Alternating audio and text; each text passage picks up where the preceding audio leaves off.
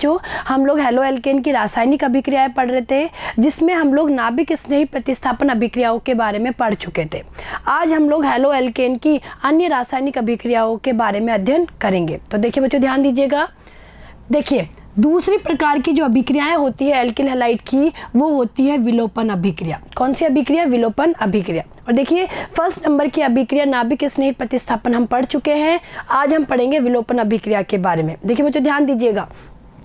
जब किसी beta hydrogen परमाणु युक्त हैलो एल्केन को KOH या NaOH के अल्कोहली विलयन के साथ गर्म करते हैं तो बीटा कार्बन से हाइड्रोजन परमाणु तथा अल्फा कार्बन से हैलोजन परमाणु का विलोपन हो जाता है तथा एल्कीन का निर्माण होता है और इसे बीटा विलोपन भी कहते हैं। देखिए बच्चों, समझने की कोशिश करना।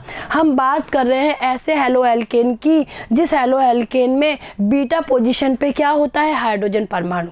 तो ऐसे हैलो एल्केन को जब KOH या NaOH के अल्कोहली विलयन के साथ गर्म किया जाता है तो बीटा पोजीशन से यानी बीटा कार्बन से तो हाइड्रोजन निकल जाता है और अल्फा कार्बन से हैलोजन निकल जाता है, यानी किसी HX समूह का यहाँ पे विलोपन हो जाता है। इसे ही विलोपन अभिक्रिया कहते हैं और इसे बीटा विलोपन भी कहा जाता है।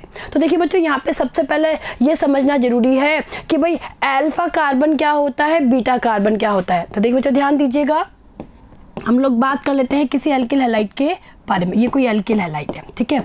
देखिए बच्चों, अगर हम एल्किल हैलाइड की बात करें तो जिस कार्बन से हैलोजन जुड़ा हुआ होता है उसे बोलते हैं अल्फा कार्बन। क्या बोलते हैं? Alpha carbon.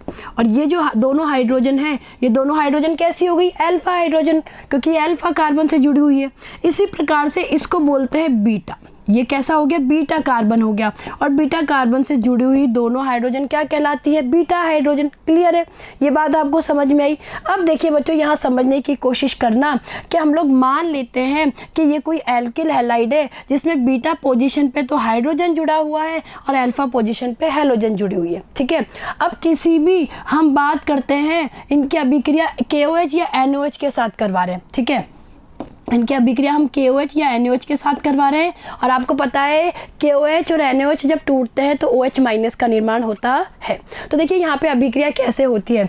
यहाँ अभिक्रिया ये होती है कि इसकी अभिक्रिया जब अल्कोहलिक KOH या NaOH की उपस्थिति में करवाया जाता है तो ये कहा जाता है कि बीटा पोजीशन से, ये जो बीटा पोजीशन है, बीटा पोजीशन से तो हाइड्रोजन निकल जाता है और अल्फा पोजीशन से हैलोजन बाहर निकल जाती है। कहने का मतलब है कि यहाँ पे कोई HX समूह बाहर निकल जाता है और देखिए दोनों कार्बन के बीच में डबल बॉन्ड बन जाता है और एल्कीन का निर्माण होता है। देखिए बच्चों, समझने की कोशिश करना यहाँ पे इस तरीके से।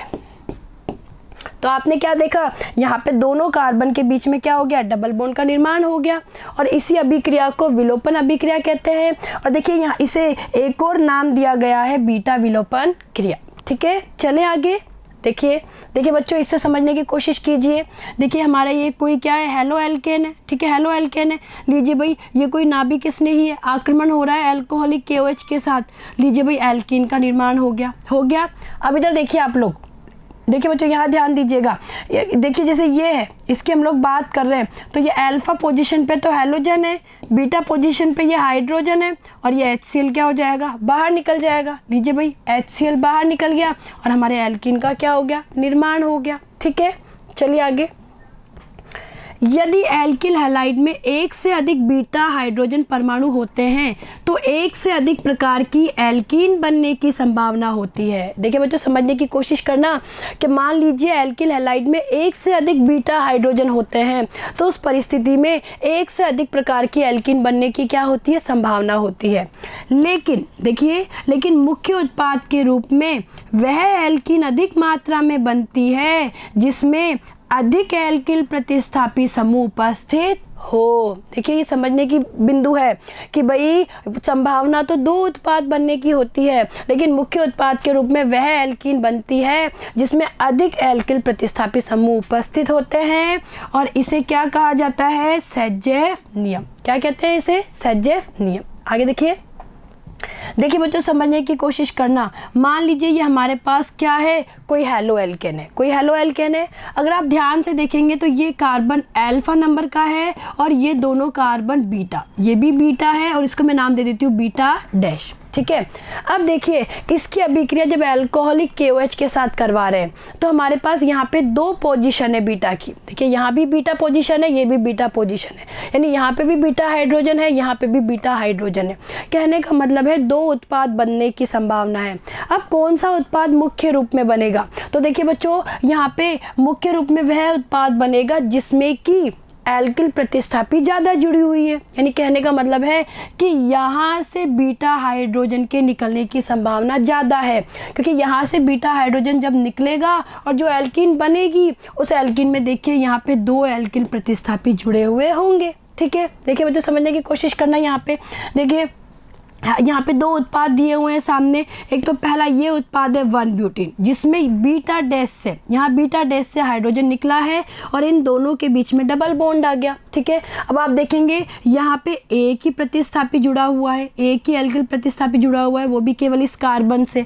ठीक है, इसलिए ये अल्प मात्रा में बनती है और कितनी बनती है, 19%। अब देखिए, अब जब बीटा पोजीशन से हाइड्रोजन बाहर निकलती है तो इस एल्किन का निर्माण होता है 2 ब्यूटीन का। ये 81% बनती है मुख्य उत्पाद के रूप में। और देखिए यहाँ पे ये और ये यानी 2 एल्किल प्रतिस्थापी उपस्थित है। ठीक है, तो ये सेजेफ नियम है। सेजेफ नियम ये कहता है कि वह एल्किन अधिक मात्रा में बनेगी जिसमें एल्किल प्रतिस्थापियों की मात्रा क्या हो, ज़्यादा हो। क्लियर है, आया होगा समझ में। और देखिए बच्चों यहाँ से एग्जाम में प्रश्न भी बनता है, तो बीटा विलोपन आप बहुत ध्यान से पढ़िएगा। चलिए आगे बढ़ते हैं। अब हम बात करेंगे धातुओं से अभिक्रिया के बारे में। देखिए पहली अभिक्रिया क्या है, ग्रिग्नार्ड अभिकर्मक का निर्माण। किस तरीके से ग्रिग्नार्ड अभिकर्मक का निर्माण होता है, तो देखिए शुष्क ईथर की उपस्थिति में एल्किल हैलाइड मैग्नीशियम से क्रिया करके एल्किल मैग्नीशियम हैलाइड बनाता है, जिसे ग्रिग्नार्ड अभिकर्मक कहते हैं। देखिए बच्चों ध्यान दीजिएगा, भाई एल्किल हैलाइड की अभिक्रिया मैग्नीशियम के साथ करवा रहे हैं शुष्क ईथर की उपस्थिति में। ये चीज़ ध्यान रखना, ये अभिक्रिया शुष्क ईथर की उपस्थिति में होती है। और देखिए ये बन गया RMgX। इस RMgX को कहा जाता है ग्रिग्नार्ड अभिकर्मक।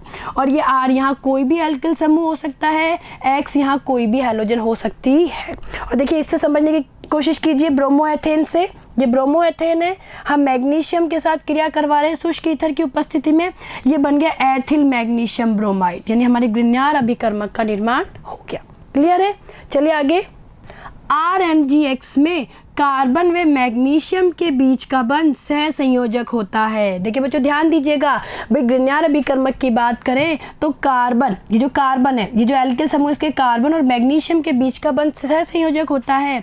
लेकिन विद्युत धनी मैग्नीशियम के इलेक्ट्रॉन आकर्षित करने के कारण बंध ध्रुवीय हो जाता है, जबकि मैग्नीशियम तथा हैलोजन के बीच बंध आयनिक होता है। तो देखिए बच्चों, इन दोनों की बात करें तो बंध सहसंयोजी होता है, लेकिन इनके बीच में ध्रुवणता आ जाती है, इस पे आंशिक प्लस, इस पे माइनस, और ये दोनों बंध आयनिक होता है जिसमें X पे माइनस होता है। ठीक है, आया समझ में, ये हमारा ग्रिग्नार्ड अभिकर्मक है। आगे देखिए, अब दूसरी अभिक्रिया की बात करेंगे, वुड्स अभिक्रिया के बारे में। देखिए बच्चों, एल्किल हैलाइड की अभिक्रिया शुष्क ईथर की उपस्थिति में सोडियम से करवाने पर हाइड्रोकार्बन का निर्माण होता है। देखिए ये एल्किल हैलाइड है, ठीक है, तो यहाँ एल्किल हैलाइड के 2 अणु हैं और ये 2 अणु सोडियम से अभिक्रिया कर रहे हैं। ठीक है, और देखिए क्या बाहर निकल गया, NaX, 2NaX बाहर निकल गया, शुष्क ईथर की उपस्थिति में अभिक्रिया हो रही है। और ये देखिए हमारे क्या हो गया, उच्च हाइड्रोकार्बन का निर्माण हो गया और ये 2NaX बाहर निकल गया। देखिए इस अभिक्रिया से समझने की कोशिश कीजिए, आयोडोमेथेन से, ये आयोडोमेथेन है, क्या होगा, 2Na बाहर निकल जाएगा और CH3 जुड़ के आपस में किसका निर्माण कर लेंगे, एथेन का निर्माण कर लेंगे। और देखिए बच्चों, ये अभिक्रिया भी शुष्क ईथर की उपस्थिति में होती है और इसे कहा जाता है वुड्स अभिक्रिया। बहुत अच्छी अभिक्रिया है, ये नेम रिएक्शन पूछी भी जाती है परीक्षा में कि वुड्स अभिक्रिया को समझाइए। क्लियर है, चलिए आगे। अब हम पढ़ेंगे अपचयन के बारे में। देखिए बच्चों ध्यान दीजिएगा, लिथियम एल्यूमिनियम हाइड्राइड यानी LiAlH4 द्वारा, देखिए RX का यानी हेलो एल्केन का अपचयन LiAlH4 द्वारा करवाने पर एल्केन प्राप्त होता है। इस अभिक्रिया में हाइड्राइड आयन, देखिए बच्चों H- हाइड्राइड आयन प्रयुक्त होता है, अतः यह भी क्या है, एक प्रकार की नाभिक स्नेही प्रतिस्थापन अभिक्रिया है।